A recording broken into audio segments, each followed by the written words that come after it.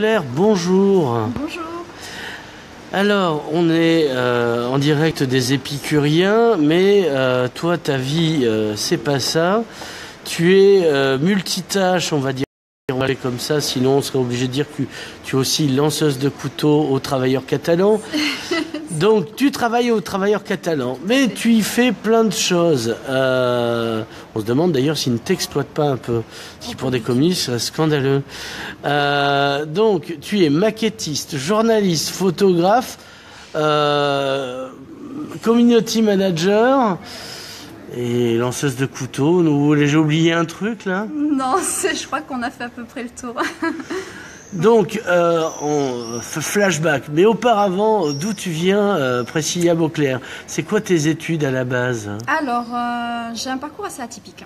Ouais. Parce que j'ai commencé... Enfin, j'ai toujours été passionnée par l'art. Mais mon parcours scolaire a été un peu différent, puisque j'avais fait un BEP secrétariat. Ouais. Un bac communication commerciale. Voilà. Après, j'ai fait une année de beaux-arts à Perpignan. Ouais. J'ai changé un petit peu de filière pour faire une licence d'art plastique à Montpellier. J'ai fait une année d'IUFM pour préparer le concours du CAPES pour devenir enseignante en art plastique. Et par la suite, j'ai fait une formation professionnelle à l'IDEM au Soleil pour me spécialiser en infographie. Voilà. Alors, est-ce que trouver du travail, c'est pas compliqué? Bon, maintenant, on sait que t'en as un, on est rassuré. Mais les formations, les machins, etc., trouver de l'emploi et surtout être payé correctement. Alors, effectivement, ma première expérience professionnelle, on va dire... dans une mine de charbon. Avant le travailleur catalan. Ouais. Ça a été la vallée des Tortues à Sorel. La vallée des Tortues à Sorel. Où j'ai été animatrice. Ouais, de tortues, donc comme ça tu... Animatrice pédagogique, je devais faire des ateliers créatifs. Ouais. Et au final, je me suis retrouvée à être multifonction. Ouais, là encore. Encore. Donc couteau à faire suisse. Les visites guidées, ouais. Spécialisée en herpétologie, ouais. à faire le nourrissage des animaux, à faire la caisse, ouais. à faire le nettoyage des chalets. Ah ouais. Enfin la totale quoi. Ouais, voilà. On appelle ça esclave, non? Pour un salaire au SMIC.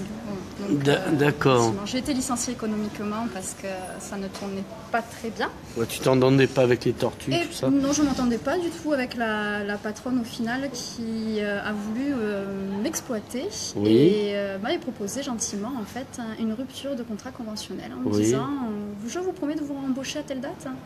Et puis je lui dis écoutez, vous me licenciez pour des fins économiques, donc je veux un licenciement économique. Ouais.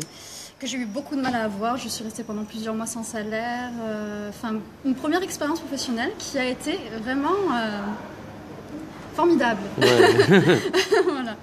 Donc, effectivement, je suis sortie de là. J'ai profité de mon licenciement économique pour faire la formation à l'IDEM au Soleil. D'accord. Donc, il y a toujours chez toi cette volonté artistique de dessiner, etc. etc. Alors, tu exposes de temps en temps, me disais-tu? Oui. L'art ne m'a pas quittée. J'ai commencé à pratiquer, on va dire, vraiment quand j'ai commencé les beaux-arts. Puis après, en licence, où je pratiquais davantage. Donc c'est à ce moment-là que j'ai commencé en fait, à m'inscrire dans des associations dans les petits villages où je faisais quelques petites expositions de peinture. Et puis par la suite, j'ai rencontré une association locale qui s'appelle Art Fusion. Et donc, via cette association, une fois, 2 fois par an, j'expose quelques peintures et travaux divers. Alors donc, on revient aux travailleurs catalans. Travailleurs catalans, est-ce qu'il y a une orientation particulière dans le choix des sujets? Alors toi, tu fais culture plutôt, donc c'est plus souple. Moi, sur la partie journalistique, effectivement, je suis plus souvent sur la culture. Tout ce qui est musique actuelle. Donc, voilà, tout ce qui touche la jeunesse, c'est davantage mon créneau. Après, ça m'arrive aussi d'écrire en département, ou voire même en national, quand c'est nécessaire. Voilà, quand j'ai des sujets en département qui peuvent être traités, qu'il n'y a personne qui peut le faire, ou que j'ai moi-même une information, j'hésite pas à y aller. D'accord. Alors hier soir d'ailleurs tu étais à Ida et Vuelta, donc c'est les 20 ans, donc il y avait du gros, pas Romain Gros mais du gros. Tout à fait. Il y avait le fameux battle de hip-hop, hein, le Bloc Party, qu'il y a toujours pour débuter en fait le festival d'Ida Vuelta. Alors c'est quoi un battle? Parce que moi c'est du free fight. C'est un peu ça, sauf que c'est en danse. Ouais, voilà. Donc c'est ce qu'on appelle des crews. Composé de 5 personnes qui s'affrontent en danse, et donc ils sont jugés sur la technique et sur la complicité. D'accord, voilà. La complicité, c'est comme dans les braquages, non, rien à voir. Et non, en fait, on voit bien qu'il y a un échange entre eux, voilà, une forme de respect. Et puis bon, après, les juges sont bien plus informés que moi sur la pratique. Parce que c'est vrai que parfois, quand je participe en tant que spectatrice, j'ai pas forcément la même affinité. Voilà, que les juges. C'est clair. On t'a peut-être pas acheté non plus aussi. Donc, non, mais je sais pas. Enfin, ils ont des critères, on va dire, que parfois je comprends pas forcément. Subsidiaire, on va appeler. Mais je pense que c'est juste peut-être parce que je manque de culture sur le sujet. Ils ont un œil plus affûté sur la technique que moi. Parce qu'en tant que lanceuse de couteau... forcément, on peut pas tout faire, pas tout savoir. Voilà. Alors, tu fais aussi de la photo? Oui. Mais juste la photo illustratrice comme moi, parce qu'il faut faire de la photo, ou tu as commencé à travailler un peu ton sujet, avoir des goûts, des trucs, des machins? Alors, la photo, c'est un domaine que j'aime beaucoup aussi. J'ai commencé à pratiquer également pendant mes cours d'art. Je faisais de l'argentique. Et donc je faisais quelques sujets en art plastique avec la photo. Donc, je faisais mes retouches photos en labo, etc. Je me régalais en noir et blanc notamment. Après, j'ai jamais eu d'appareil photo vraiment élaboré, donc je ne pouvais pas me régaler plus que ça. Mais j'essaye d'avoir un œil artistique sur ce que je fais. Tu as déjà exposé des portraits que tu as fait? Pas du tout, non. Il n'y a pas lieu Non, il n'y a pas lieu. Les seules photos que j'ai pu exposer, c'était parce que j'avais fait une pratique qui s'appelle du land art. J'avais fait des travaux dans la nature et j'avais photographié après coup pour garder une trace, puisque le but du land art, c'est l'éphémère, ça disparaît.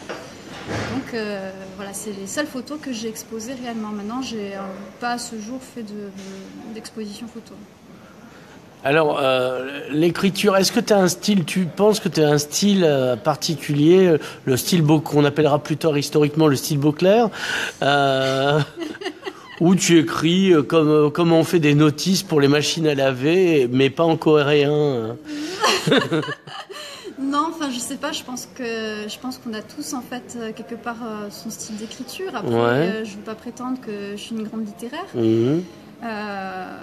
J'essaie, on va dire, d'être au plus près de mes ressentis et puis de l'échange que je vais avoir avec des personnes si, en l'occurrence, j'ai une interview, par exemple. Alors, community manager, c'est un autre rôle. Justement, c'est ce qui permet de booster l'image avec peu de frais, en fait. Et donc, beaucoup de travail, etc. C'est-à-dire que... Est-ce que tu as une stratégie particulière en tant que community? Une stratégie particulière. Alors, ma stratégie, c'est être assez présente au niveau des réseaux sociaux. Donc, depuis que j'y suis, j'ai essayé de développer au moins le Facebook, qui existait déjà, mais où il y avait 10 personnes, je crois, qui étaient dessus. On a du mal en fait à monter un petit peu le nombre de j'aime sur la page, mais elle est bien plus dynamique et je suis ravie quand il y a des j'aime supplémentaires sur la page du Facebook. Donc je fais en sorte qu'elle soit alimentée tous les jours à peu près, voilà, d'au moins deux informations par jour. Après, il y a aussi un Twitter. Donc, quand je suis sur des événements et si je suis équipée d'un téléphone adéquat, je peux me permettre de tweeter. Et après, on a la page YouTube. Une chaîne carrément. Une chaîne YouTube où on programme des vidéos, on fait des reportages et dès que c'est possible, on l'alimente. Et il y a aussi les conférences. On a des conférences qui s'appellent l'UPTC, donc l'Université populaire du travailleur catalan, qui ont lieu en général les vendredis à la fin de chaque mois. Et bon, ben là, justement, on en a une ce jeudi-ci. Donc, si vous voulez venir à l'UPTC ce jeudi. Alors, c'est quoi la thématique? Alors là, franchement, je pourrais pas vous dire, j'ai pas regardé. Je suis très mauvaise sur le coup. On l'écrira posteriori sur l'interview. Mais par contre, il y a toujours des intervenants qui sont très avisés sur les sujets. Donc c'est intéressant d'y aller. Moi, je ne peux pas forcément tout le temps y aller parce que vendredi soir, j'ai mes propres activités. Oui, parce que voilà. Il lui reste une vie. Voilà, il me reste une vie. Donc, alors, qu'est-ce qu'on n'a pas dit qu'on ferait bien de signaler avant de terminer cette interview? Eh bien, le Travailleur catalan, ça reste quand même un hebdomadaire qui est engagé, qui donne une autre visibilité de ce qui se passe dans le département au niveau national et au niveau international. Mmh. Ça enrichit parce que c'est un autre regard et ça manque parfois. On n'est pas bridé. On a une ligne éditoriale, c'est certain. Oui. Mais on n'est pas chez bridé vous, c'est sûr, on ne fait pas voilà, semblant. On fait pas semblant, quoi. D'être objectif. On a notre objectivité, oui. Ça c'est clair.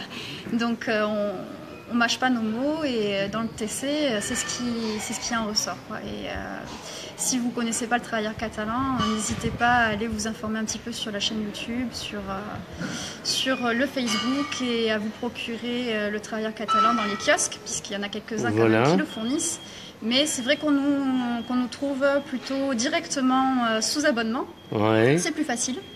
Parce que c'est vrai que les réseaux de distribution, quand on vend 1 ou 2 journaux par semaine, parfois on y sort, donc on est obligé de relancer. Voilà, donc n'hésitez pas surtout à vous informer sur l'activité du Travailleur catalan. On a la fête du TC bientôt en plus. Ouais, la fameuse. Voilà, alors, tu connais le programme Oui, on a des belles têtes d'affiche. Cette année, on a Trio, on a La Malcoiffée, on a Z-Star et Les Motivés. Après, on a toutes les scènes locales. Donc là, pas mal. C'est bien parce que vous êtes les seuls qui soutenez un peu les artistes locaux. Oh, je pense pas qu'on soit les seuls, mais c'est vrai qu'on essaie de jouer le jeu et d'être vraiment, qu'ils soient là, qu'ils aient une scène, parce qu'on a une très très belle scène locale avec de très bons artistes. Et c'est dommage, on ne peut pas tous les prendre. Il y a le camarade Roger Hillel qui nous salue derrière, comme ça. Voilà. Voilà. Et alors, dernière question, est-ce qu'il n'y aurait pas moyen pour le Travailleur catalan, utilisant ton image charmante et jeune, de faire une grosse offensive sur l'université? Ça peut être possible, oui.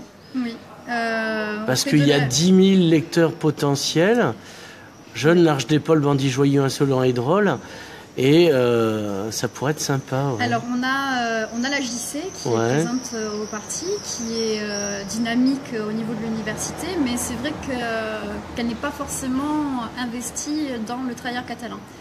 Donc c'est vrai qu'en se rapprochant un petit peu de la JC, il y a des choses à faire auprès de l'université de Perpignan, voire même les intéresser un petit peu à ce qu'on fait au niveau de l'université populaire, qui peut intéresser certaines sections et agrémenter un petit peu leur cursus. Priscilla Beauclerc, merci. Merci.